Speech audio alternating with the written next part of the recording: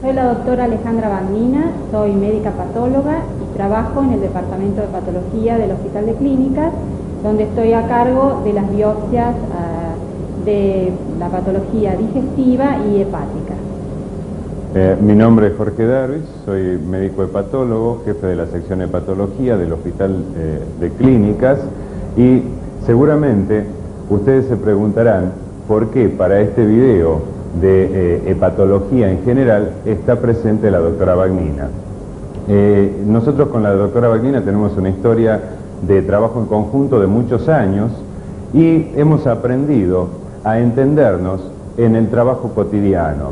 Habitualmente, una vez por semana, discutimos de manera conjunta, nosotros aportando los datos clínicos y ella los datos de la patología, de manera tal que podemos llegar a un muy buen diagnóstico, o por lo menos intentamos llegar a un muy buen diagnóstico. ¿Qué sentido tiene la reunión del patólogo y del clínico que hace hepatología? Fundamentalmente podemos decir que la hepatología ha avanzado muchísimo en estos años, en estos últimos años. Hubo un destape en lo virológico, fundamentalmente por el aporte de la biología molecular. Hubo un destape en el conocimiento de la virología específicamente en relación al virus de la hepatitis C y a otros virus, de manera tal que uno puede decir de que conocemos elementos etiológicos, pero siempre es fundamental el aporte de la anatomía patológica, sobre todo en determinadas situaciones cuando estudiamos hepatopatías crónicas. Para hoy, para esta discusión en este video, hemos escogido una serie de patologías prevalentes y la primera de ellas, por la importancia que tiene desde el punto de vista de su impacto en los costos de salud, en la población en general, y por lo que significa para el futuro, hemos seleccionado en primer lugar un paciente portador con una hepatopatía crónica vinculable al virus de la hepatitis C. De manera tal que vamos a hacer una pequeña introducción antes de discutir algunos aspectos vinculados, como decíamos, con la clínica, con la anatomía patológica y finalmente la interpretación conjunta que surge de esto en el diálogo con la doctora Bagnina en lo anatomopatológico. Toda vez que nosotros nos encontramos frente a un paciente con un diagnóstico presuntivo de hepatitis, vamos a solicitar ya en la primera consulta exámenes de laboratorios, es decir, estudios bioquímicos y serológicos. No debemos olvidarnos que en esa primera consulta el paciente debe salir con un pedido de laboratorio que incluya el hemograma, con un recuento de plaquetas, la eritrosedimentación y glucemia. Ya yendo hacia el lado de la patología hepática específicamente, un estudio de bilirrubina, transaminasas, AST y ALT, fosfatasa alcalina, gamma GT y colesterol, para evaluar diferentes parámetros de la capacidad hepática. Vamos a pedir un proteinograma electroforético y un tiempo de protrombina. Debemos pedir también marcadores virales. Como nosotros no sabemos qué tipo de hepatopatía tiene este enfermo, vamos a investigar la posibilidad de una hepatitis A, que recordemos, la hepatitis A es la enfermedad viral más frecuente en Argentina, es prevalente en la edad infantil, es habitualmente asintomática, pero tenemos la obligación de investigarla, sobre todo cuando estamos frente a pacientes adultos, debido a que no podemos distinguir por las manifestaciones iniciales una hepatitis A de una hepatitis B o de una hepatitis C. Entonces vamos a pedir inicialmente un anticuerpo de tipo IgM contra el virus de la hepatitis A, un antígeno de superficie y un anticore. Si es factible y la infraestructura del laboratorio lo permite, un anticore de tipo IgM y también un anticuerpo anti-HCV que nos permite evaluar la presencia de anticuerpos contra el virus de la hepatitis C. Además de esto, vamos a solicitar una ecografía de abdomen. Pero si la bola de portero de boliche otra vez se levanta tarde, ¿no? Que las sensibilidad de la ecografía no nos permite hacer el diagnóstico, pero la conjunción, la interpretación de todos estos elementos nos permitirá indudablemente tomar una decisión correcta. ¿Qué queremos decir? Que para alcanzar el diagnóstico y tomar una decisión correcta debemos interpretar, vamos a interpretar los hallazgos bioquímicos, aquellos que nos expresan procesos inflamatorios o necroinflamatorios a nivel hepático, lo virológico por la eventualidad de una infección viral crónica. También recordemos que dentro de lo bioquímico la presencia de una gamma globulina en un valor elevado nos va a hacer sospechar la posibilidad de una hepatopatía autoinmune. Y finalmente, con estos dos elementos, es decir, lo bioquímico, lo virológico, vamos a solicitar seguramente un estudio histológico, es decir, una punción biopsia hepática, para que así podamos cerrar el círculo e interpretemos adecuadamente qué es lo que ocurre. A continuación, la doctora Bagnina les va a presentar a ustedes una actualización de los elementos que consideramos importantes cuando evaluamos una biopsia hepática. Como comentó el doctor Darvich, el gran avance que ha habido en el conocimiento de la etiología de las hepatopatías crónicas ha llevado a que los patólogos tengamos que modificar la forma en la que informamos las biopsias de hepatitis crónica. En el caso de los pacientes con hepatitis C, con infección por el virus C, muchos de ellos o la mayoría van a ser una hepatitis crónica.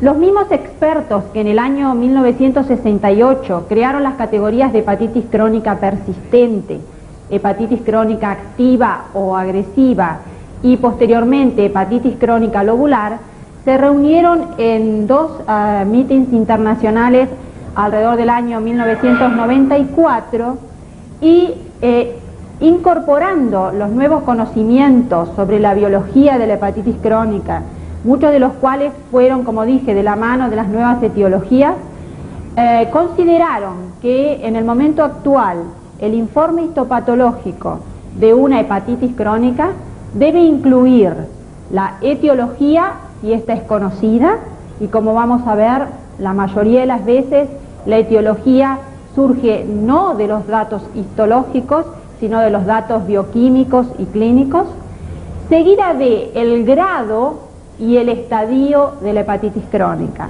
Estos dos términos, grado y estadio, se han usado mucho para evaluar patología oncológica y son bastante novedosos para evaluar una patología inflamatoria como es la hepatitis crónica.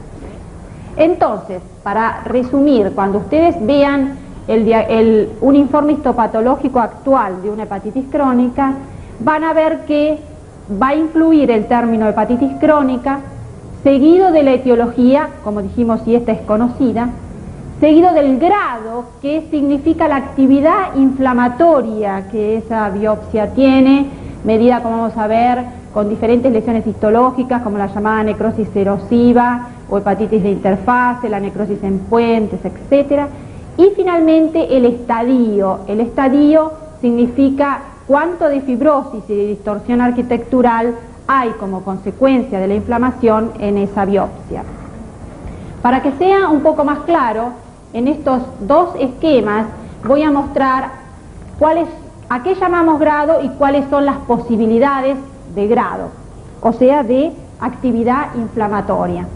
En estos esquemas tenemos en el centro un espacio portal con sus tres elementos que son la vena, la arteria y el conducto biliar, y venas centrolobulillares de lo que llamamos la zona acinar 3. En el grado mínimo de hepatitis crónica, el infiltrado inflamatorio, que está esquematizado con estos puntitos que representan sobre todo linfocitos, está limitado prácticamente a los límites del espacio portal, con muy poca, si es que existe, invasión del espacio periportal, y mínima, si es que existe, inflamación, también representada por linfocitos, en los acinos. Ese sería el grado menor o mínimo de hepatitis crónica.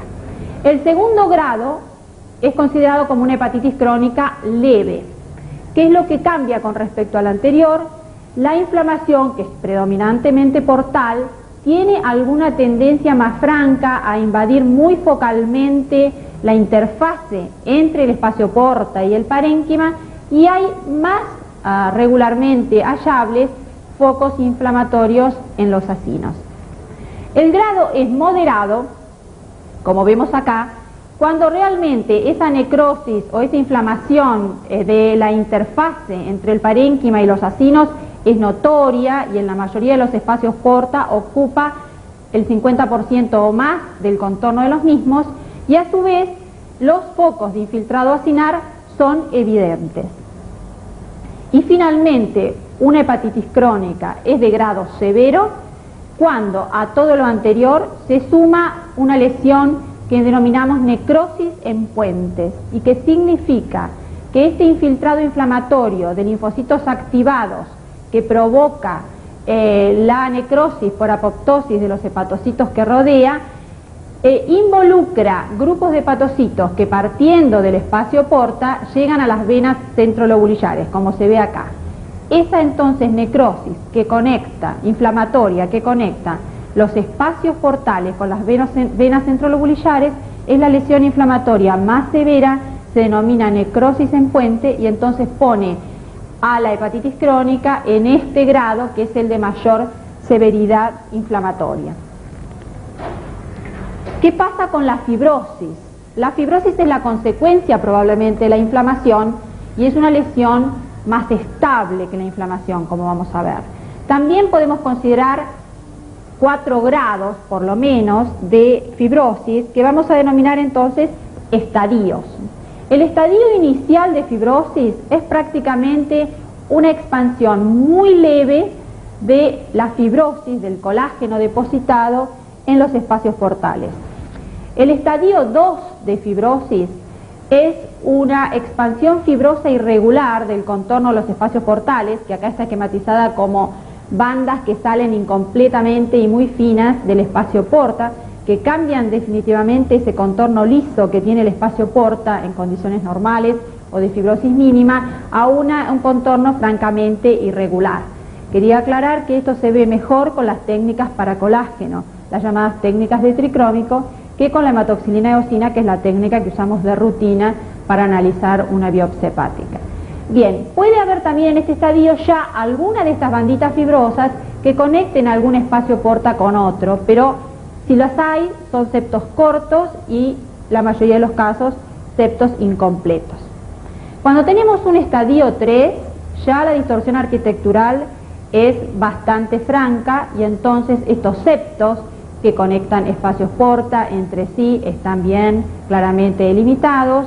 Hay también algunos que conectan espacios portas con venas centrolobulillares, y el hígado tiene, mirado con la técnica de tricrómico, un aspecto nodular, aunque no estamos todavía en el estadio final, que es la cirrosis.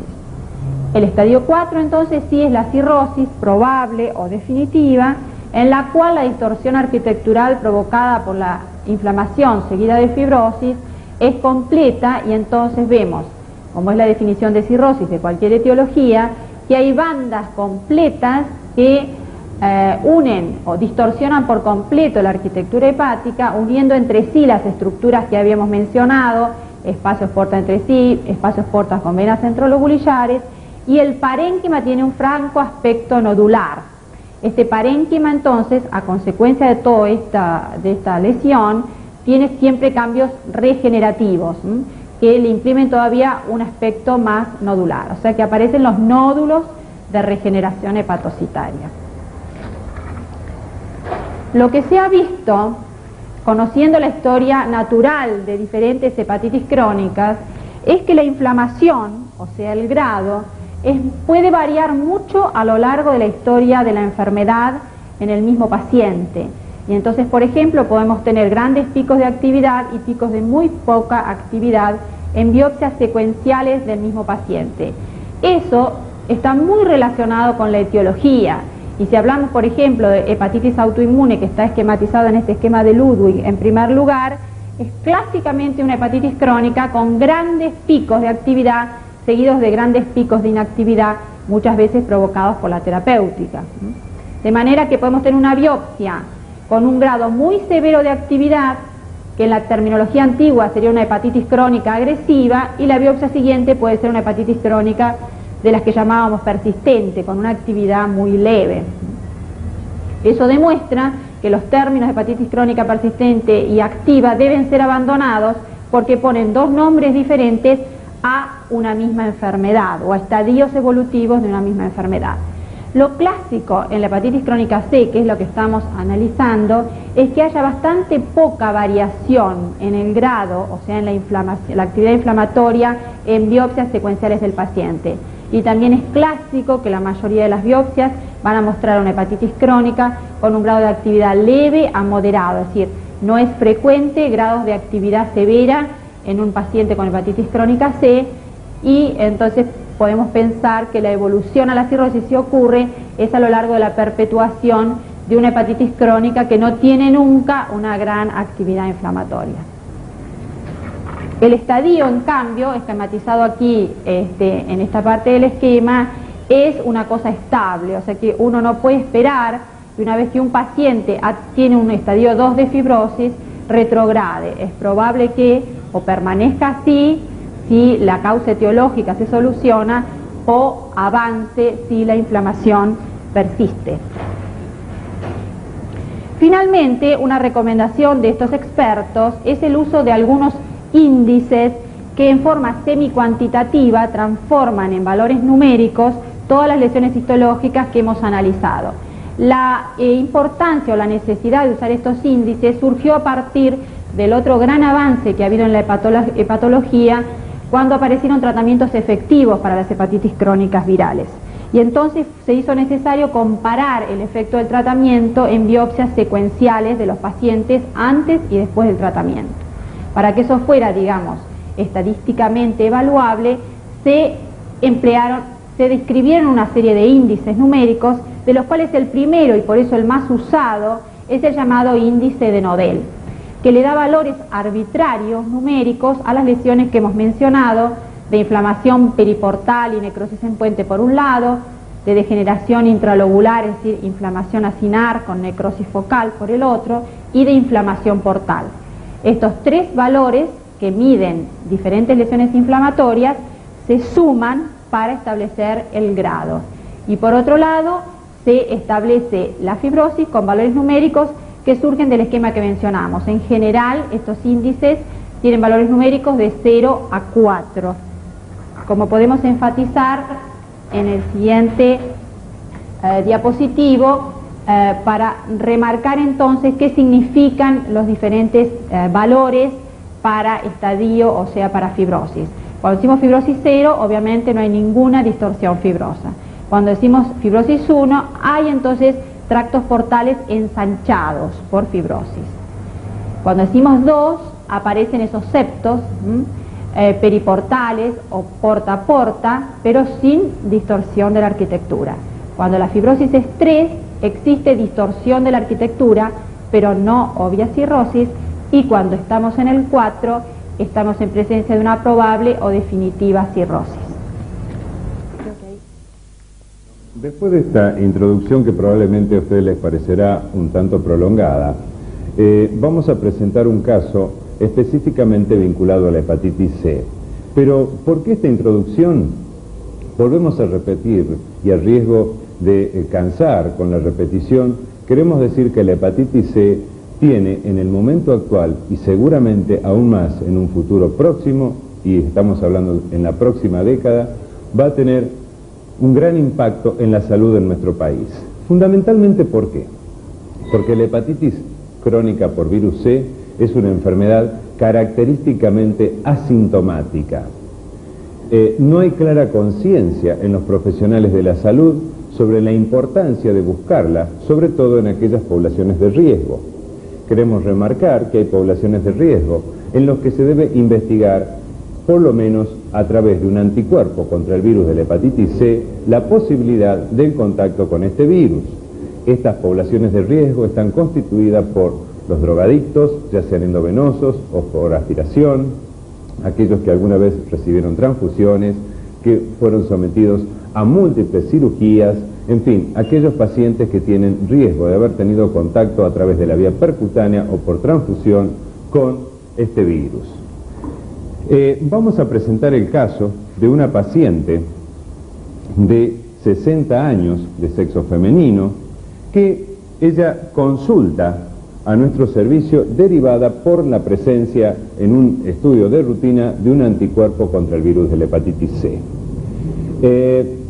La primera pregunta que nos debemos hacer es, y que forma parte de la anamnesis, es ¿por qué a esta mujer su médico clínico le pidió un anticuerpo contra el virus de la hepatitis C? Este hecho se basaba teniendo en cuenta el antecedente transfusional que tenía esta paciente. Esta señora había sido transfundida 10 años antes a causa de un traumatismo en una situación de urgencia y obviamente, como ustedes saben, en nuestro país recién forma parte del screening habitual, o sea, del control habitual en el banco de sangre del anticuerpo contra el virus de la hepatitis C desde hace muy poco tiempo, aunque se realiza en la mayoría de los bancos de sangre desde el año 93, 94, 92 incluso. De todas maneras, entonces, esta paciente viene totalmente asintomática, en muy buen estado de salud, con un anticuerpo anti-HCV positivo, con una relación de positividad de 8.9, o sea, una relación de positividad importante.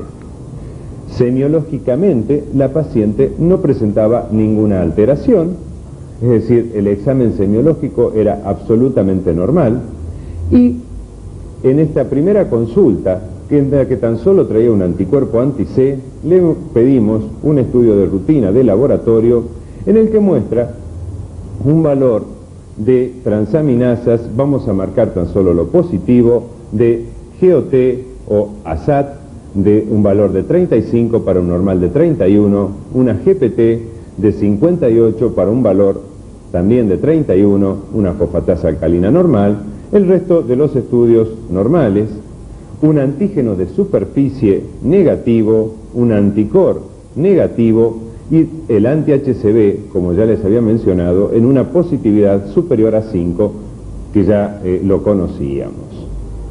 El estudio ecográfico informaba un estudio absolutamente también normal, es decir, no tenía ningún hallazgo patológico. Frente a esta enferma, con el antecedente transfusional, es decir, forma parte de una población de riesgo, con hipertransaminasemia, entonces nos planteamos el siguiente paso, que es el estudio del HCV-RNA, o sea, el RNA del virus de la hepatitis C, por una técnica de reacción de polimerasa. Como ustedes saben, esta técnica ultrasensible nos permite determinar la presencia de virus circulante en la sangre del paciente, de manera tal que se le pidió este estudio y resultó positivo. Además de este estudio, y ya visando la posibilidad terapéutica futura, se le pidió en ese momento estudios que incluían los autoanticuerpos, FAN, que resultó negativo, antimusculo liso negativo, anti-LKM1 negativo, anticuerpos antitiroideos negativos. Con estos elementos nos planteamos entonces la indicación de una biopsia hepática. Quisiera remarcar acá nuevamente el concepto de por qué pedimos un estudio histológico hepático. Estamos frente a una paciente de 60 años, antecedente transfusional, hipertransaminasemia en excelente estado de salud. Pedimos el estudio histológico porque es el único elemento que a nosotros nos va a permitir, llegado a esta fase diagnóstica, saber exactamente qué es lo que ocurre en ese hígado. Podríamos decir que a nivel hepático seguramente hay un problema de tipo estético, como nos va a mostrar la anatomía patológica. Funcionalmente está bien, de manera tal que entonces debemos ir al siguiente paso. Toda vez que uno indica una biopsia hepática, debe tener algún cuidado. A pesar de que nosotros en nuestro servicio hacemos entre 5 y 10 biopsias hepáticas percutáneas por semana, tenemos un checklist que lo hacemos de rutina y leyendo frente al paciente para no olvidarnos ningún detalle. En primer lugar, les sugerimos al paciente no ingerir, es decir, no sugerencia, sino como indicación, no ingerir aspirina y o similares desde los 7 días previos a la punción, debido a que tenemos que evitar los trastornos de coagulación. Si toma alguna medicación, consultarla con el médico responsable en ese momento para definir la conducta a seguir. Aclaramos que el día de la biopsia debe concurrir en ayunas, el lugar de realización, que debe concurrir acompañado por un familiar y finalmente traer un estudio de coagulación, la ecografía que ya la conocemos, autorización del estudio y eventualmente algún otro elemento como puede ser la aguja de biopsia hepática, que lo menciono porque está escrito acá. Pero de todas maneras, en ese momento es cuando vamos a pedir un estudio de coagulación al enfermo, y ese estudio de coagulación incluye 4 elementos que son fundamentales sin los cuales no podemos hacer una biopsia hepática: tiempo de protrombina, KPTT, sangría y recuento de plaquetas. Estos elementos, dentro de los valores de la normalidad, nos van a permitir realizar una biopsia hepática. El día de la biopsia hepática vamos a rechequear nuevamente esta lista, vamos a agregar algunos otros elementos y vamos a someter al enfermo a la biopsia hepática. Esta es la secuencia que hemos seguido con esta paciente. Pero quiero anticipar también que, teniendo en cuenta la hipertransaminasemia que esta enferma tenía, se pidió en el momento en que se solicitaba la biopsia, avanzamos un poco más en el diagnóstico y le solicitamos un estudio de viremia por una técnica estandarizada que en este caso, en el caso de esta paciente, fue la técnica de Amplicor Monitor, que el día de la biopsia nos informó un valor de 5.65 logaritmos, es decir, de 448.000 copias por mililitros. Por otro lado, nos informamos también, a través de un estudio, la variedad del virus de la hepatitis C, que en este caso era el genotipo 1B, o sea, variedad de virus 1B y una carga viral que para la técnica que estamos empleando era una carga viral baja. ¿Por qué pedimos esto? La primera pregunta ¿es necesario estudiar el genotipo? ¿Es necesario estudiar la carga viral para poder hacer diagnóstico de hepatitis C, de hepatitis crónica C o de hepatitis aguda C? No, no es necesario. Sí forma parte de lo que es el algoritmo terapéutico. Es decir, nosotros estamos pensando ya que esta paciente va a necesitar tratamiento porque tiene antecedente transfusional e hipertransaminasemia, o sea que seguramente tiene una hepatopatía crónica que necesitará tratamiento. Dentro del algoritmo terapéutico está la biopsia hepática, está el genotipo, está la carga viral. Después discutiremos algunos otros elementos que nos van a permitir inferir estadísticamente, de acuerdo a lo que llamamos factores predictivos de respuesta, las posibilidades de responder o no al tratamiento que vamos a implementar y cuál sería el tratamiento que vamos a realizar. Ahora, la doctora